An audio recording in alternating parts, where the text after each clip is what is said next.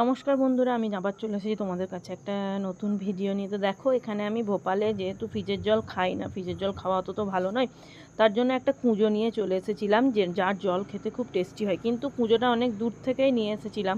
আসার পর দেখছি কুঁজোটা থেকে জল লিক করছে, আবার কেউ ওখানে চেঞ্জ করতে যাবে, তাই বাড়িতে একটু সাদা সিমেন্ট ছিল, আমি সেটা বুদ্ধি করে গোটাটাতে একটু সাদা সিমেন্ট বুলিয়ে একদিন মতন রেখে দিয়েছিলাম। তা যাই হোক, তারপর কিন্তু আর জল লিক করে না। তারপর বিকেলবেলায় বেরিয়ে গেছিলাম পার্কে বেড়াতে। সেখানে আমাদের এক ভাইয়া সবাইয়ের জন্য নিয়ে এসেছিলো এই আইসক্রিম। দেখো, আমরা পার্ক থেকে ঘুরে আসার পর এখানে সবাই যখন আমাদের কোয়ার্টারের নিচে এসে বসি, সবাই মিলে এইভাবে আইসক্রিম খাই, একটু গল্প করি, তারপর নিজের নিজের কোয়ার্টারে আবার উঠে যাই। বেশ সন্ধ্যেটা বেশ জমজমাট লাগে, খুব ভালোই লাগে এখানে। এতটাই গরম পড়েছে যে পরের দিন একটু তরমুজ খেতে ইচ্ছা করেছিল, তাই অনুপম নিয়ে চলে এসেছিলো তরমুজ। আর আজকের দিনটা হচ্ছে অভ্রর কোচিংয়ের ফার্স্ট ডে। অভ্র তো তোমরা দেখেইছো যে অরাস কোচিংয়ে ভর্তি হয়েছে। অভ্র এখানে কোচিংয়ে যাবে, বাইরের গেট থেকে আমাদের সিভিল গাড়ি আসে, এখানে ওর বাবা ওকে দিয়ে আসবে, তার জন্য এখানে চললো অভ্র এখন কোচিং। তাই আমি একটু ভিডিও করে নিচ্ছি। ফার্স্ট ডে কোচিং ছিল, আর কতটা গরম কতটা রোদ যে ভোপালে সেটা বলা যাবে না। তো যাই হোক, তারপর ওরা বাব্বাটা চলে গেল কোচিংয়ে। অনুপম গেটে ছেড়ে দিয়ে আবার বাড়ি চলে আসে। আর দেখো কেমন চারিদিকে আকাশটা পুরো নীল হয়ে আছে, একটু একটু মেঘ লেগে আছে, পুরো চারিদিক কিন্তু একদম করছে, রোদে চকচক করছিল। তারপরেই শুরু হয়ে গেল বৃষ্টি।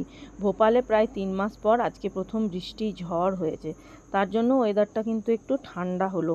মোটামুটি 3 মাস ধরে এতটাই গরম ছিল যে বলা যাবে, তার জন্য আমি একটু ভালো করে ভিডিও করে নিলাম। এই দেখো, এটা হচ্ছে বৃষ্টির পরে বিকেলবেলা, বারান্দায় আমি একটু এলাম ভিডিও করতে, তো আবার শুরু হয়ে গেল বৃষ্টি।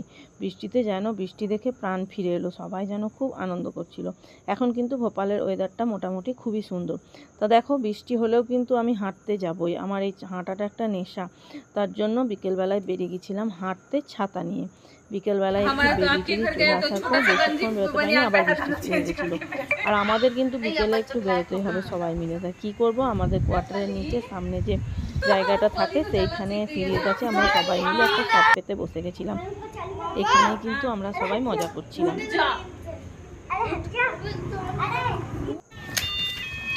তারপরে এই যে পুনম সব খেলনা বার করে দিয়েছিল।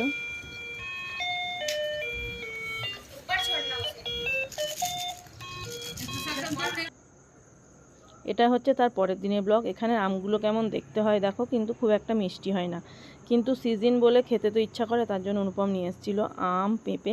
সেগুলো কেটে একটু দুপুরবেলায় বসে বসে সবাই মিলে, আমি আর অনুপম মিলে একটু খেয়ে নিলাম।